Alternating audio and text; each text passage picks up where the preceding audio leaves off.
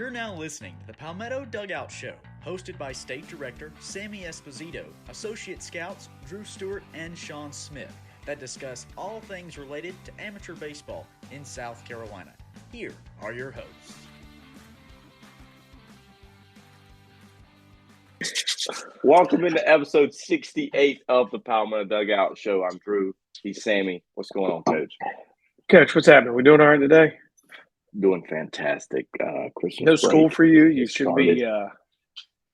should be ecstatic. No school for you. No school, but you still got the babysitting service going on, even when there's school in year round. Coach is done already. We've missed an episode, Coach. We weren't on here last week. A lot of things going on, but we're back. We're back. Obviously. Sometimes you gotta leave some people hanging every once in a while, and just come on back. Make you want to view the next one even more. This is a big one, though.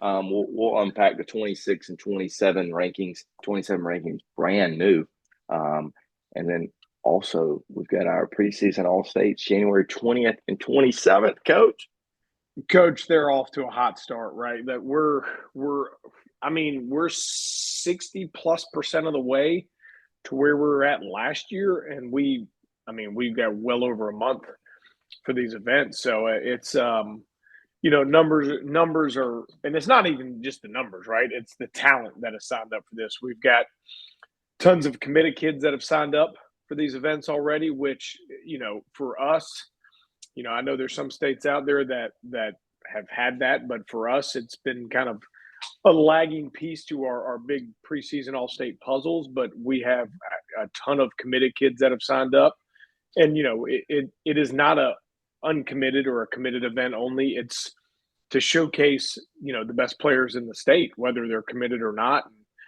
a lot of times you get some of these guys to be able to come in here and whether you're a committed kid or not, people go, why do you need to come? Well, it's to showcase yourself and to see where you're at, right? It's the whole piece of the puzzle for these guys coming in, and whether if they're a committed kid, say, and they get a chance in the upcoming years to be a possible draft guy, these teams can look back and see the progression these guys are making, which can show your projection, right? You can go, hey, this kid as a freshman, sophomore, junior was here. His senior year, he's still making jumps. He's going in the right direction. There's still stuff left, and same thing for colleges when they, some of these kids have been committed to a university for multiple years and they're showing the progress going in the right direction. And then also on top of that, uncommitted kids, right? You're getting to see their numbers, you're getting to see their videos, getting their name out there. We've talked about it before, but we're doing some things differently, especially for the uncommitted players that are coming. We're emailing and we're sending stuff to schools before the event and then also after the event. So these are, and we're also doing some more things, tech-wise, testing different things this year than we've ever tested before. And we're also doing some new camera angles to try to get things. I will throw this one out. We're going to, based on this camera where that is, it should be shipped and should be sent to us in the time. But one thing that kind of itches me as a baseball person when we do these showcases is, right, the throws, the defensive eval, right? You get the camera, we can see the action, we can see the footwork, see the hands. You see the arm number, right, the velocity number, but you don't always see where the ball goes. And I think as baseball people, it kind of rubs us the wrong way sometimes when you go, oh, this guy threw 85 miles an hour, but like 4 of his throws went into the stands. Right, it's not there. So the goal this upcoming winter is to put a camera to see the throws made. So when one of our players is there and he's an infielder and he's trying to get recruited and he's going to be telling coaches or telling schools, hey, I threw what? Well, now they can go look at the video and see the accuracy of the throws. And I think that's important, right? I mean, I know we're trying to showcase these guys' skills, but we're also trying to showcase these skills and these tools with the emphasis of being a baseball player on top of that. I know there was a video a year or so ago of a young man who threw like 100 and something across at another company showcase, but he crow hopped like 6 times. Like, that's not realistic. I think the average run time in Division I baseball was like a 4.45 last year.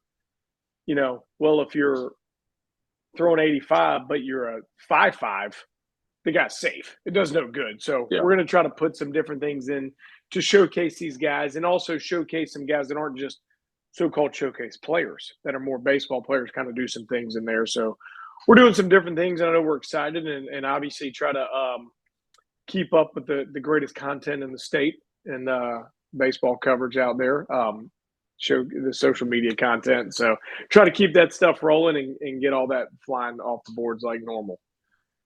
A lot of changes coming to the preseason all states compared to where we were last year. I know the January 20th one will be a weekend full of parties for me. Coach, we're just going to have to hope that you're there with bells on and some energy, Well, Coach, considering it's only 10 minutes from the house now, I'll have a lot of bells and whistles on. That has never happened in prep baseball South Carolina history. I should get paid mileage just to show up. I mean, it's just Coach, this is going to be the cheapest event we've paid you because you don't have to drive anywhere. I'm going to walk this time. The amount of time it takes does not count. It's the distance from door to door that counts. But technically, I can take the cat bus.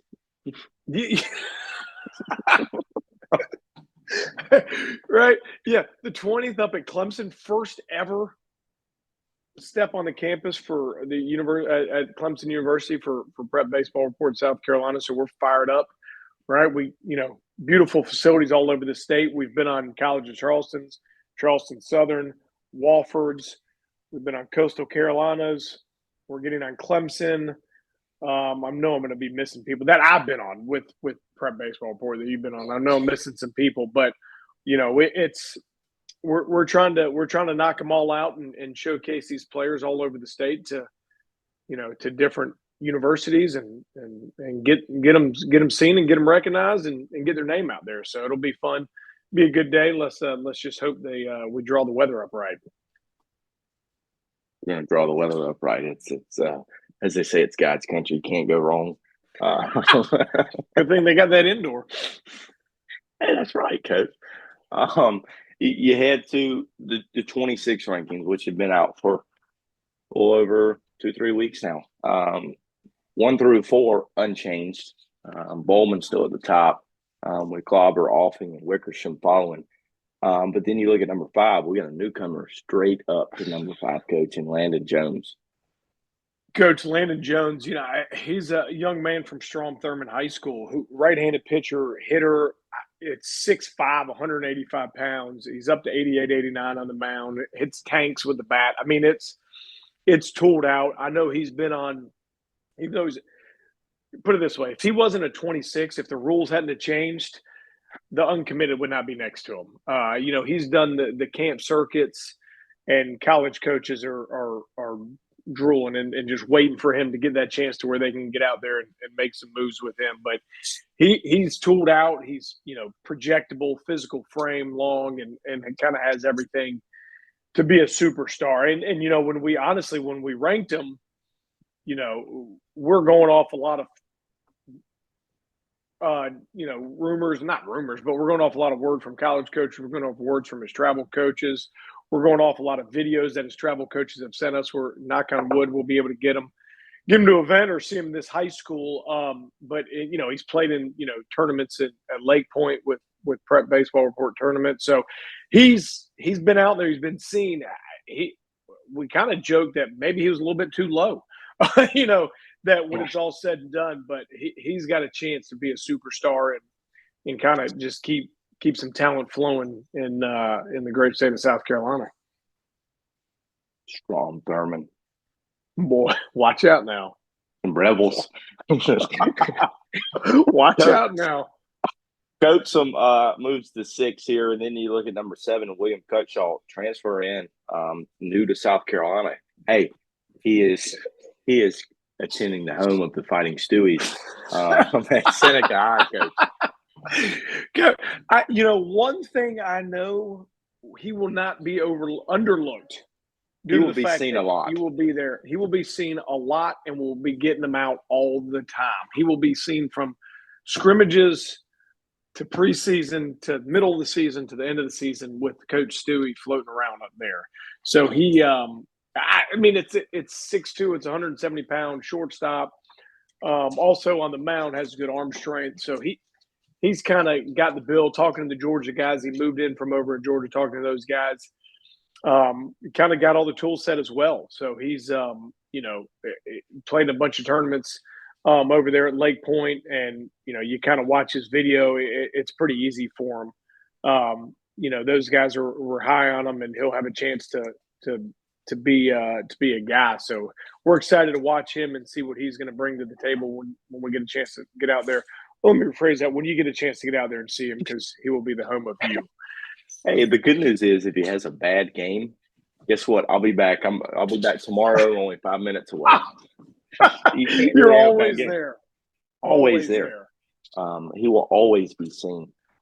Jack Stepp moves into 8 with Jackson Robinson at 9, and then Bo Lowrance up from 15 to 10, just rounding out the top 10. Coach Bo, a lot of big Duke commit. We always find a way to get some Duke commits around here. Coach Stewie was the first person ever in the history of South Carolina to see him. Nobody has quite seen him before until Coach Stewie saw him. His parents didn't even see him play yet. No, we're talking about in the scouting world over here. Again, right up the road. Well, a little bit farther up the road from you than Seneca. That's a little bit of a drop, but yeah, Bo, big, strong, physical, lanky, athletic catcher that can throw, that can hit. It's looking like it's still got a ways to go, but looking like Duke's got him a good catcher. It's quite interesting. Duke always slides in here. I feel like every class, the Devils, Blue Devils, come in here and grab somebody. So let's only time will tell in that 27 class if that trend continues. Maybe they'll steal somebody up. Look at him, kind of foreshadowing the 27 class as we move right to it, Coach. We'll start from let's look at this. And this is one thing that I looked at yesterday. 4 of the top 10 kids were part of Team South Carolina, the Junior Futures. Well, maybe there's a reason. If there's 5 total, 1 being the previous year as well. Coach, maybe it's the old thing, right? It's X's and O's or the Jimmies and Joes. It's not a big shock that little old South Carolina finished in the top 4 in the Junior Futures when you go back and you look at this roster. And 13 of the top 20. 13 of the top 20. And we might have finished a little higher if we could have brought back a certain number 1, but he had other plans, and we weren't interested in pushing and doing stuff. So, yeah, extremely talented group. Talking with Shooter Hunt when we were going over these, our national guy, about these rankings. This class has a long way to go before. Heck, a lot of these guys hadn't even played in the high school game.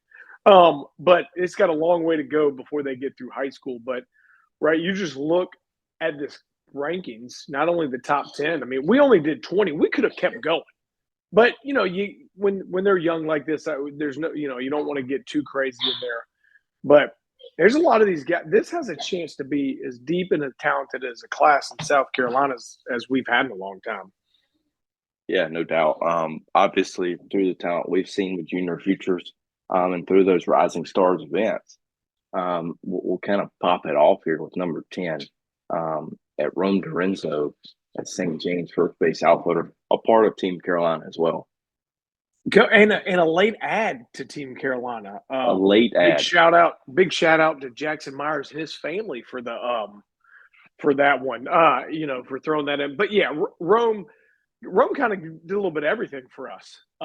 Down there in Lake Point. Played a little first, played a little outfield, stole some bases, hit, physical left-handed hitter.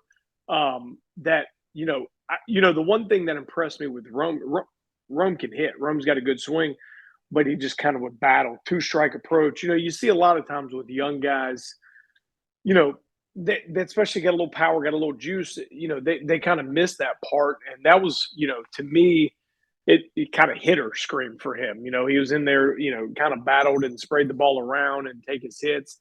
And I felt like not, he was not because he couldn't move the ball early, but I always felt like that week he was like 0-2-1-2. It seemed like he'd foul a ball off, a good tough pitch called strike on him. But he just, next thing you notice, it always felt like it was an 8-10 pitch at bat every single time with him. So Rome can really hit. He's got the athleticism that can bounce around at first base and outfield. Where's he going to end up? Only time going to tell. We know he's not going to end up at short, being a left-handed thrower, but he's a talented hitter that obviously got the size and athleticism to go with it. He had some big hits in that junior futures game. Most of them being with 2 strikes. And you move to number 9 here, another team, South Carolina member that impressed us thoroughly throughout many events. And at the event is Trip Ostergard, coach.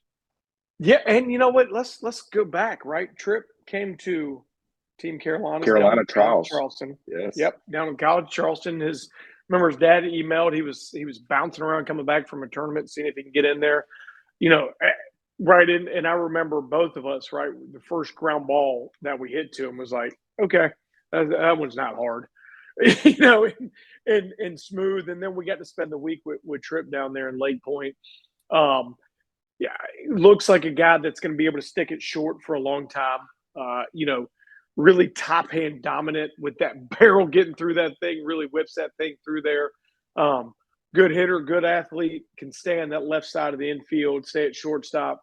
Tripp's going to have a chance to have a bright future. Good runner.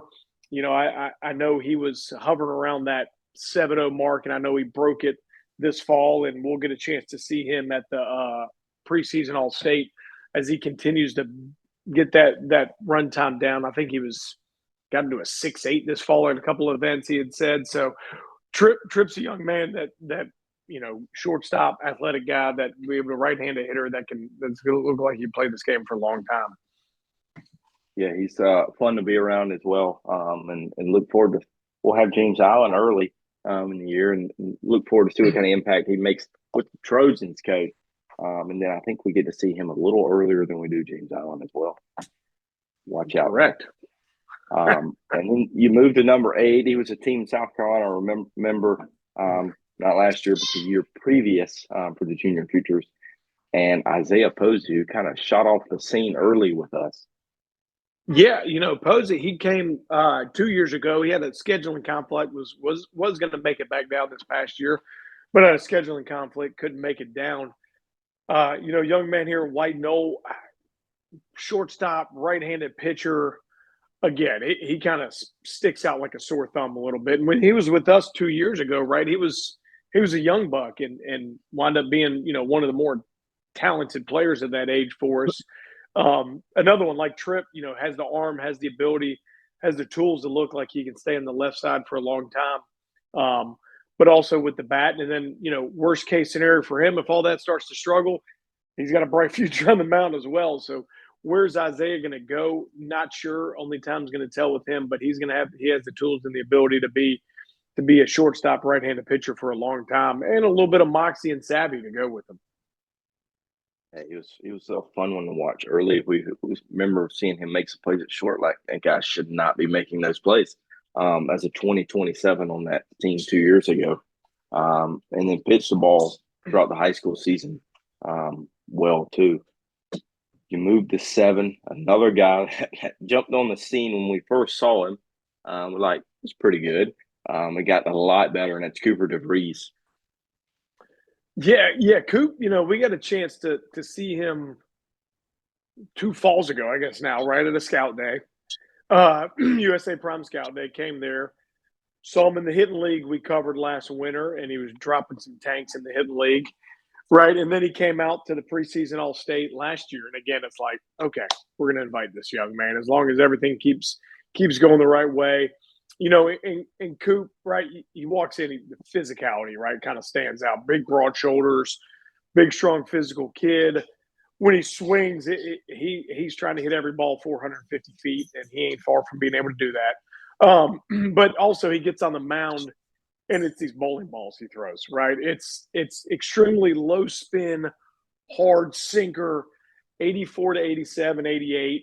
It was kind of funny last year in the junior futures, he had already thrown right? And we're very strategic with those guys. We're not trying to throw those guys multiple times, but we're in the playoffs and we're always checking those guys. Hey, Coop, you good?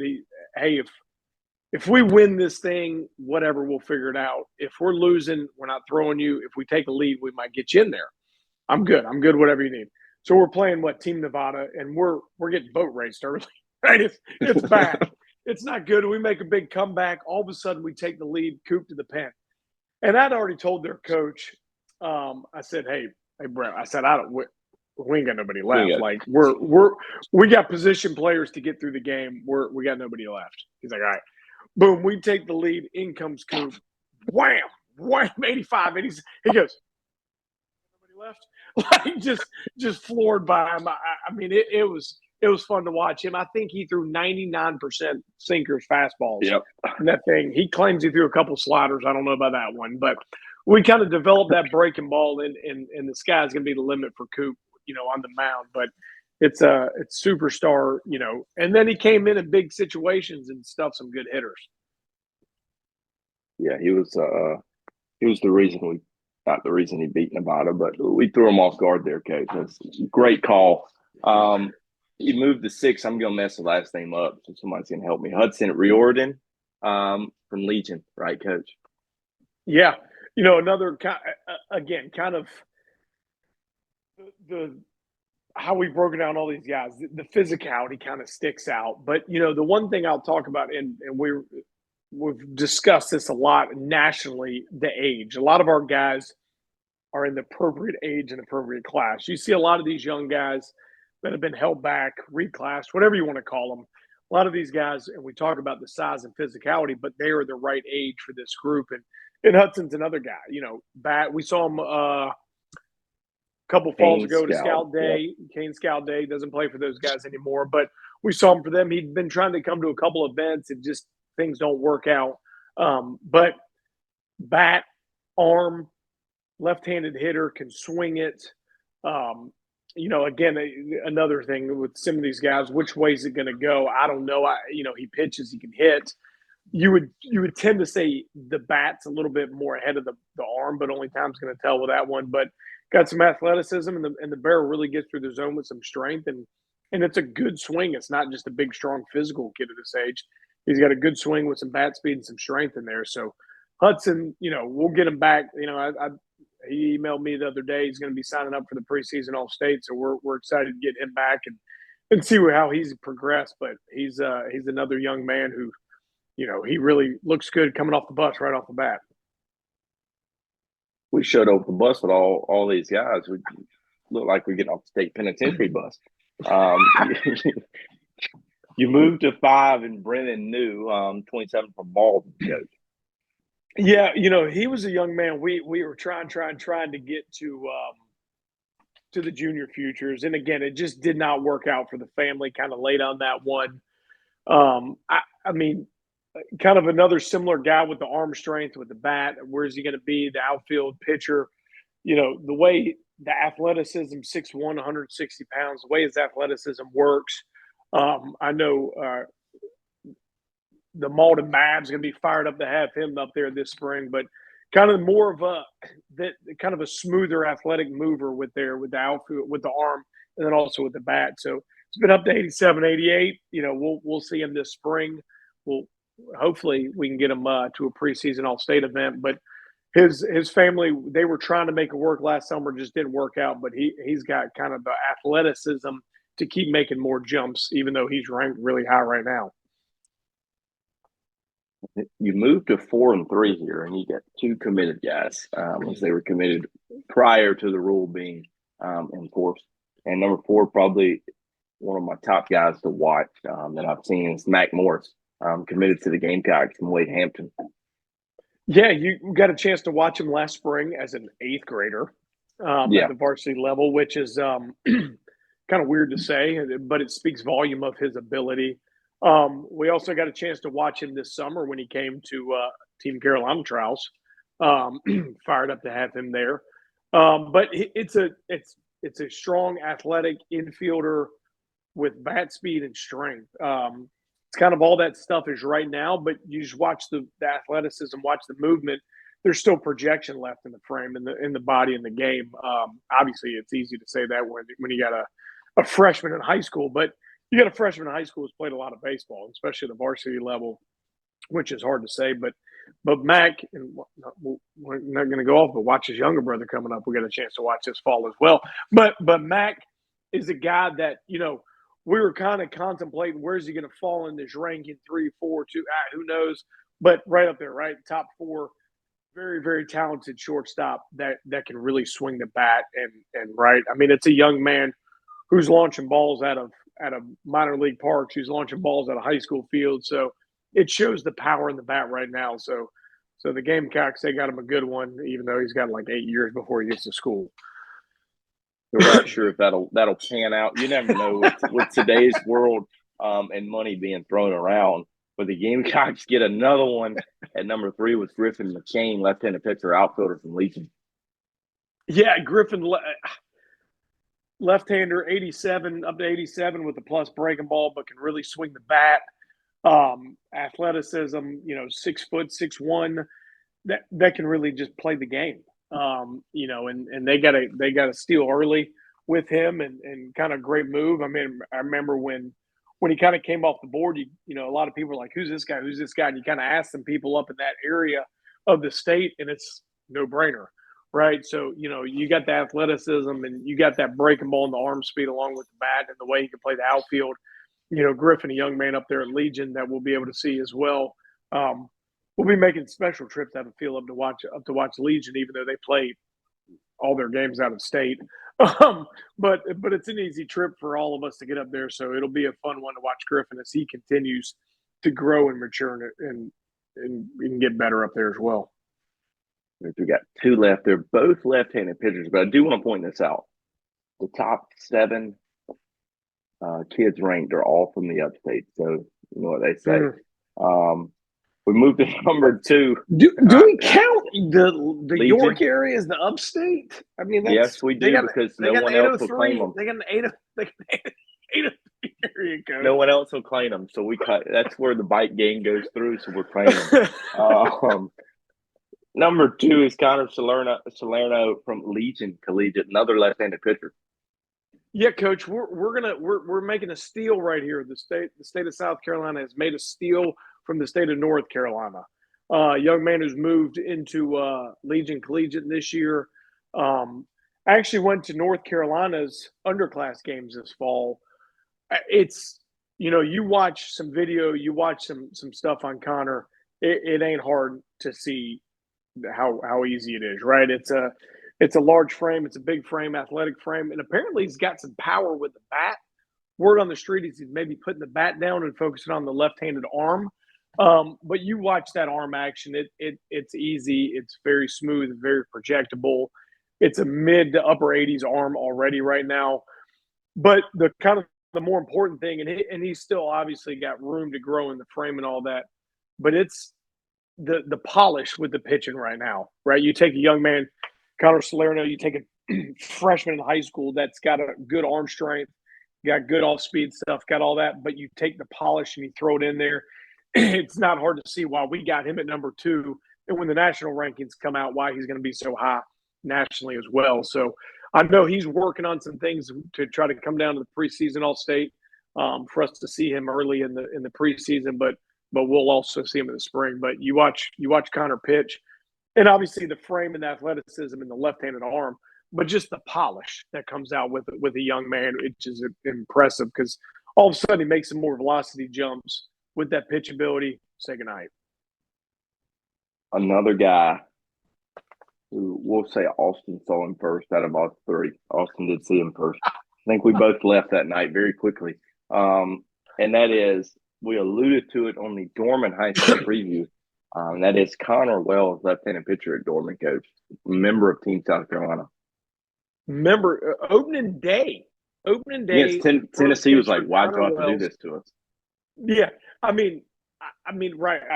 I don't know if we can throw enough adjectives to pump up Conor Wells out here, right? But going back into the spring, right? Before the rule changed, he was already on the phone, had making phone calls, South Carolina, Florida, Clemson, LSU. I mean, and let's fast forward. We're going to move forward a couple of years. He's going to have the pick of the litter for this young man. But 6'4", 175, up to 88, 89, with a plus curveball, breaking ball, say goodnight. You know, he kind of – it was a million degrees when he was pitching down there first at Lake Point, right? It's kind of slipping around a little bit. All of a sudden, he got his groove. It was over with, right? He started dotting up some fastballs, those breaking balls, say goodnight. But it's, you know, and when he was with us that day, right at the end of the summer, kind of a little taxed, the stuff, I hate to say it was down a little bit, but it was down a little bit from the spring, but it was still unhittable. Yeah. You know, he was just kind of pushed his way around and made some chopped liver, those guys. But Conor Wells, it's big, strong, physical. And, right, you still look at him right now, he still looks like he's a freshman in high school. And you're going to throw in some weight, you're going to throw in some mass, and just that stuff's going to tick up. All of a sudden, I hate saying things like this, but we're going to look up in a year or so, and it's going to be a low 90s arm with plus breaking balls. And then, you know, you get your way through the back into high school. Where is he going to end up? But it's going to be a power arm lefty with plus stuff. Are you saying Dorman has a good one? That's what you're saying? I'm saying they got a chance. They have a chance. As Coach Jolly said, he threw 2 no-hitters on JV and says about time to move him up. Yeah, the poor JV hitters. Boy, you imagine that one? Those JV guys were like, God, this one's gone. Especially that next team on the schedule for the JV. They're probably like, oh, we got a chance now. So, hey, that's the 26s and 27 rankings are out. Go 27 national aren't yet. Coming soon. Coach, we have our 20. We'll have a lot of guys in this national ranking coming up. I can't wait to do those graphics. Little South Carolina boy coming in hot. 26 nationals are out. We'll have those released from all of us here at PBR South Carolina. Have a Merry Christmas.